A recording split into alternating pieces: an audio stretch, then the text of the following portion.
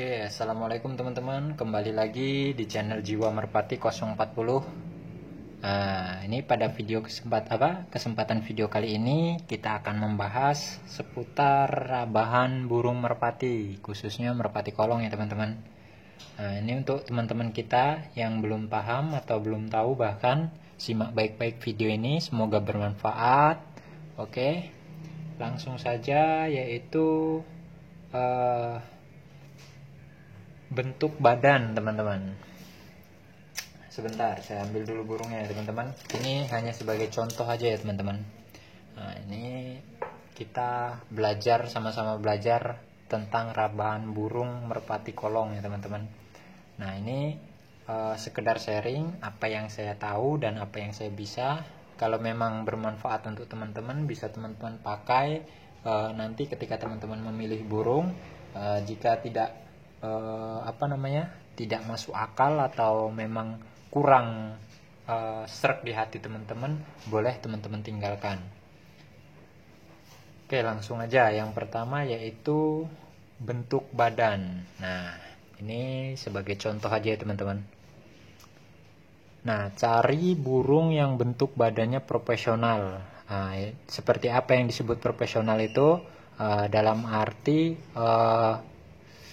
gagah, pas atau sedang ya teman-teman.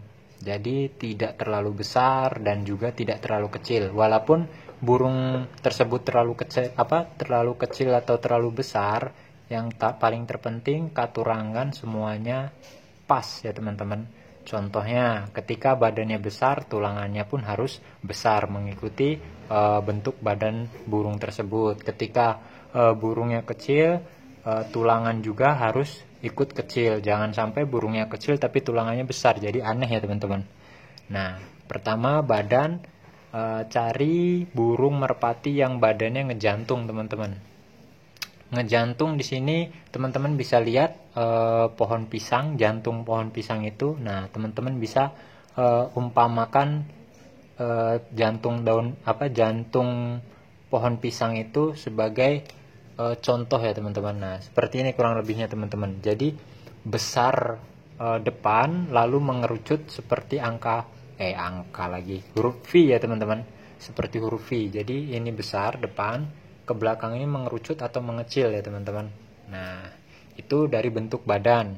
Lalu pilih badan yang kenyal atau ngaret teman-teman. Jadi ketika teman-teman pegang, itu badannya terasa kenyal atau seperti ngaret gitu teman-teman ya.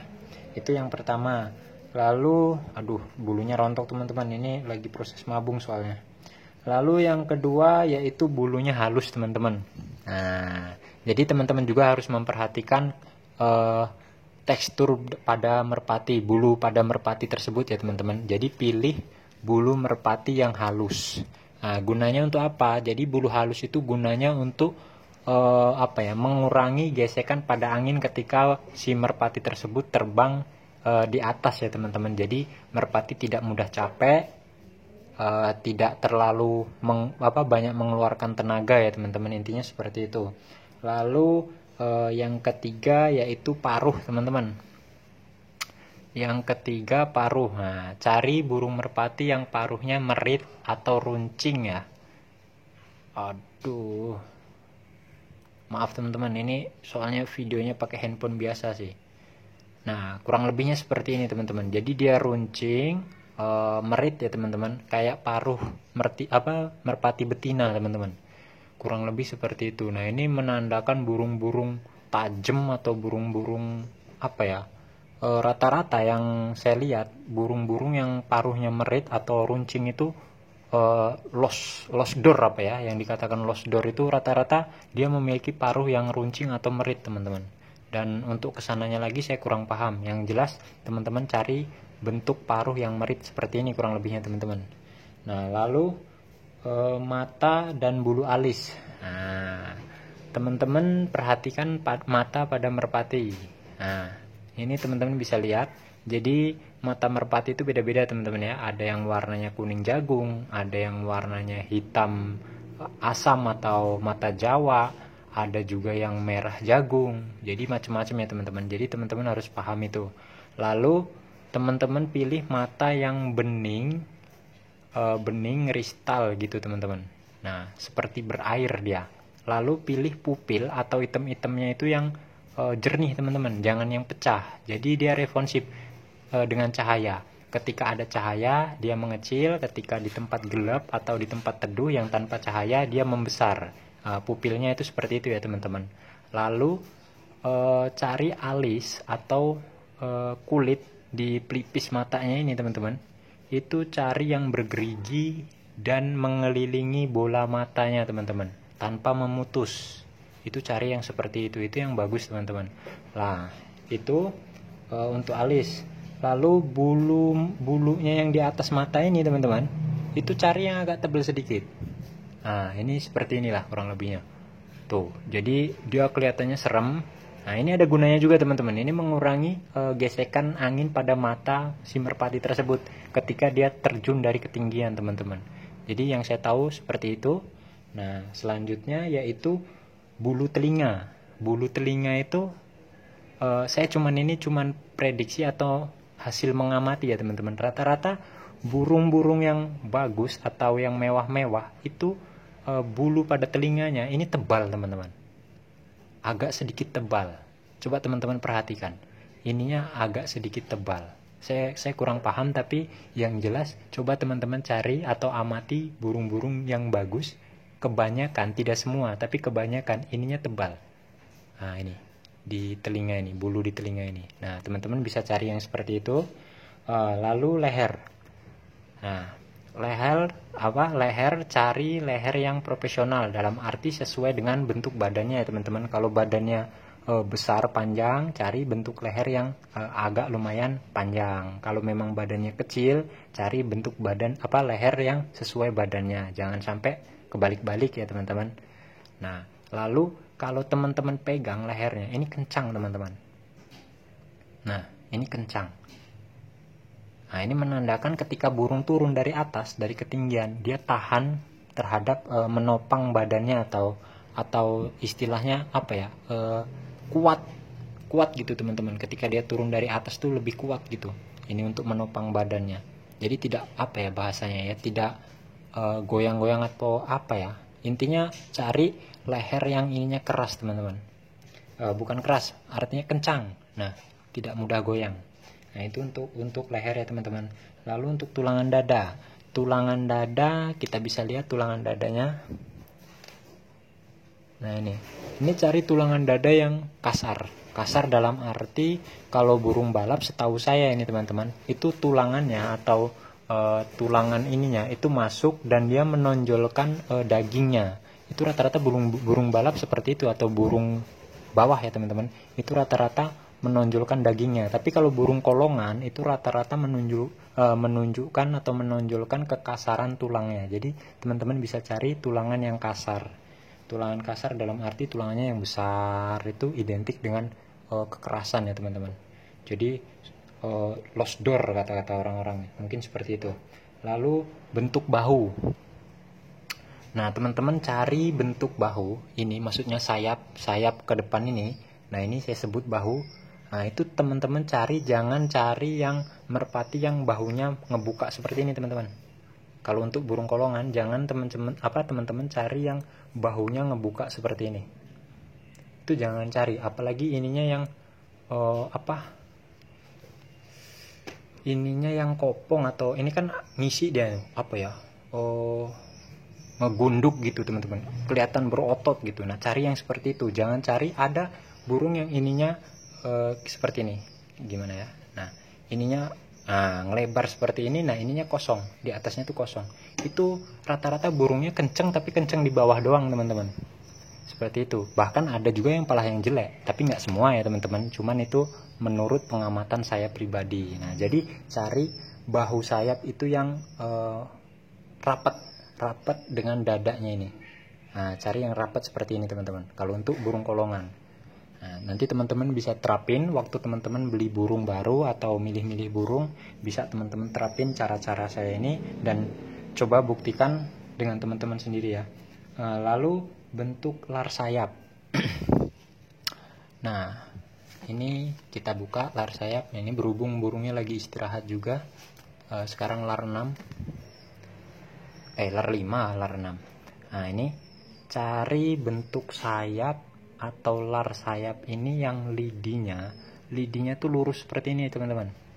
Saya lebih cenderung suka lidi yang lurus. Nah ini teman-teman bisa lihat lidinya tuh lurus-lurus. Kadang-kadang ada yang lidinya agak ngebengkok, saya kurang suka itu teman-teman, entah kenapa. Tapi yang jelas pilih lidinya yang lurus seperti ini. Ini rata-rata mewah lossnya teman-teman, burung itu mewah-mewah lossnya kalau lidinya lurus seperti ini. Lalu ini ujungnya ini mungkin teman-teman udah pada tahu lah ya, cari yang bulat itu menandakan burung tinggian ya. Kalau yang runcing burung balap, mungkin teman-teman udah pada tahu. Nah terus cari yang larnya rapet teman-teman, besar-besar rapet, nah, seperti ini. Dan teman-teman cari ya lidinya ini, teman-teman bisa lihat lidinya ini kalau bisa teman-teman cari yang lidinya nyampe sini atau sampai sini itu hilang teman-teman. Jadi lidinya itu hanya sampai sini, seterusnya ke sana itu lidinya nggak kelihatan, itu lentur. Nah kelenturan di ujung bulu sayap ini itu gunanya untuk mempermudah dia saat manuver. Jadi teman-teman, andai kata teman-teman nanti ketika memainkan burung merpati teman-teman istilahnya aturan jam 11 atau jam 12 digeber, itu jam 1 atau kelewat istilahnya teman-teman geber, itu merpati itu bisa langsung responsif, dia langsung istilahnya nggak muter atau nggak kesulitan, jadi dia bisa langsung turun. Itu karena memang katurangan dia mendukung, salah satunya sayap dia lentur teman-teman. Nah itu gunanya untuk mendukung, mempermudah waktu merpati itu manuver. Nah seperti itu teman-teman. Lalu cari juga lidinya ini, teman-teman bisa lihat. Jadi burung merpati itu lidinya beda-beda teman. Cari lidi yang berisi itu dalam arti ada juga lidi yang kopong atau dia agak lapuk teman-teman bisa pencet-pencet kayak gini, cari temennya lidinya yang berisi. Teman-teman nanti bisa rasakan sendiri lah intinya ya. Yang jelas itu tuh berisi, bukan berarti besar ya teman-teman, kecil nggak masalah, yang penting dia berisi dan kuat tapi lentur. Kalau bisa lidinya sampai sini, jangan sampai ujung sini teman-teman. Jadi sampai sini ini dia udah hilang. Kalau ini kan masih ada, tapi dia kebantu karena memang larnya itu lentur banget ini teman-teman. Jadi ini kalau teman-teman ini masih rampas pik, tapi kalau untuk sprint kurang ini teman-teman. Tapi kalau dari atas lossnya, wow mewah betul teman-teman. Insya Allah mewah betul. Tapi kalau untuk menang atau kalahnya lawan burung-burung yang lain, saya nggak tahu. Yang jelas ini mewah, bagi saya mewah ini teman-teman. Nah ini lentur teman-teman. Nah itu untuk bulu lar ya teman-teman. Lalu untuk pinggang. Nah, pinggang itu di sini teman-teman. Kalau teman-teman belum tahu, nah ini pinggangnya di sini. Nah, ini pinggang. Cari pinggang yang besar teman-teman. Nah, ini besar. Cari pinggang yang besar ya teman-teman. Tapi ketika teman-teman pegang seperti ini, dia kayak ngempes, tapi bukan tepos ya, tapi agak kayak ngempes gitu teman-teman, tuh bisa rasain nanti. Agak ngempes dia. Tapi besar teman-teman pinggangnya, besar, ukuran pinggangnya itu besar. Nah itu ketika dia manuver itu menunjang untuk kekuatan dia teman-teman. Jadi lebih keras, setutnya lebih keras, itu menandakan pinggang besar itu menandakan setut itu lebih keras. Itu juga bisa dari pinggang. Lalu ekor.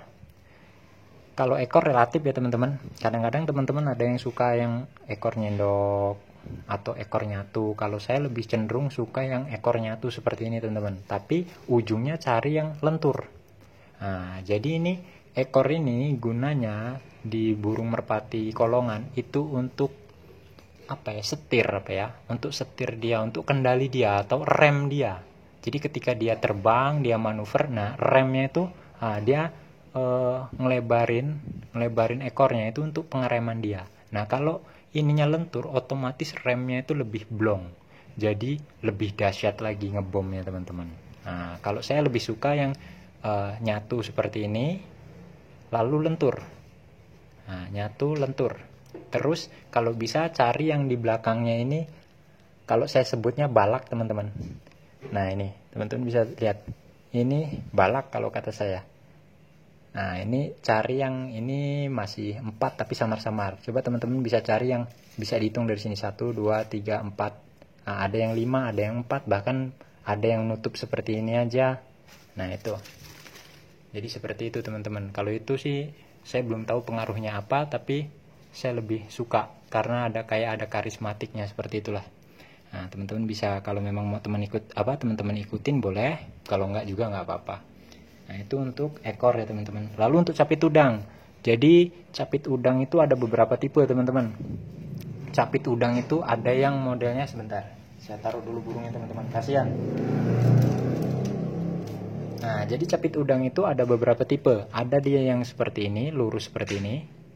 Ada dia yang ke atas seperti ini. Ada dia yang ke bawah. Nah, ya kan? Ada dia yang model mangkok seperti ini. Ada juga dia yang pendek. Nah, kalau saya cenderung suka yang lurus seperti ini, meruncing. Ujungnya meruncing. Saya suka burung los soalnya teman-teman. Nah, saya perhatiin, saya amati burung yang runcing atau lurus seperti ini. Ini losnya mewah-mewah teman-teman. Itu saya perhatiin seperti itu.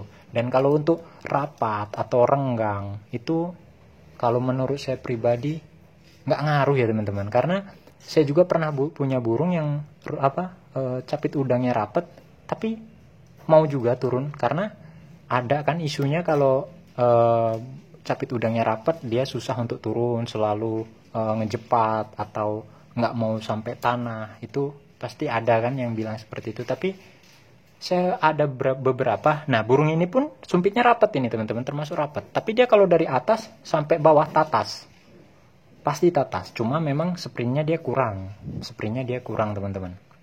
Tapi dari atas sampai bawah dia tatas. Jadi ya kalau untuk normalnya senior kita bilang itu ya yang sedang lah ya, kurang lebihnya 1 cm atau 1,5 cm lebih dikit lah ya jaraknya itu. Nah itu seperti itu. Nah nanti masalah sumpit udang yang mangkok, yang lurus ke atas, lurus ke bawah, yang pendek, itu nanti kita bahas di lain video ya teman-teman. Intinya seperti itu.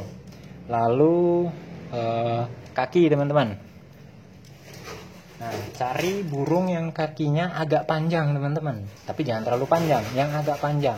Jadi kalau burung kakinya terlalu pendek itu sayang, kasihan teman-teman kalau burung tinggian. Kalau burung balap mungkin oke lah ya, karena dia terbangnya di bawah lalu ditangkap ya sistemnya ya. Kalau udah mau sampai tempat jokinya itu ditangkap. Tapi kalau untuk burung kolongan, terutama kulungan bebas ini kasihan teman-teman, karena kaki itu salah satu anatomi tubuh untuk menopang ketika dia jatuh dari ketinggian ya teman-teman. Jadi kalau kakinya terlalu pendek, itu yang kehajar biasanya dadanya. Kalau nggak dadanya, sumpit udangnya sering patah, dadanya, tulangan dadanya itu bengkok. Itu karena kakinya nggak kuat untuk menopang. Itu juga panjang atau pendeknya kaki itu mempengaruhi itu juga teman-teman. Jadi cari kaki yang ideal. Lalu yang kering, kalau teman-teman nggak tahu yang kering itu seperti apa, jadi di sini kaki kering itu yang seperti bersisik teman-teman, seperti ada sisiknya. Nah ini kaki basah namanya. Kaki basah. Nah dia agak kering. Lalu cari kukunya yang panjang-panjang seperti ini teman-teman. Nih, nanti kita jelasin di video yang berikutnya lah. Kenapa saya suruh cari yang kuku panjang, kenapa yang kering. Pokoknya seperti itu ya teman-teman. Itu untuk kaki. Lalu jarak tulangan pada tulangan dada ke capit udang. Itu juga mempengaruhi. Nah ini maksudnya tulangan dada itu di sini teman-teman. Ini tulangan dada, teman-teman bisa lihat. Nah, itu. Nah, ini tulangan dada. Terus di sini capit udangnya. Jadi kira-kira, nah 2 jari nih jaraknya teman-teman. Kira-kira 2 jari ini ketutup bulu, jadi teman-teman nggak bisa ngelihat. Nanti teman-teman bisa raba-raba burung teman-teman sendiri dan teman-teman ukur. Itu kira-kira 2 jari gini teman-teman. Jaraknya dari capit udang ke tulangan dada itu jaraknya 2 jari ya teman-teman. Nah mungkin segitu aja video kali ini. Kalau dibahas semuanya kepanjangan ya teman-teman. Nah ini sekali lagi ini saya bukan menggurui atau sok pintar, tapi ini kita sama-sama belajar ya teman-teman. Nah yang penting kita rawat merpati kita, sayangi merpati kita, selalu dibersihin kandangnya ya. Jadi bukan hanya untuk sekedar mainan, tapi kalau bisa anggap merpati itu keluarga kita. Ya teman-teman, mungkin segitu aja video kita. Oke, wassalam, salam satu hobi.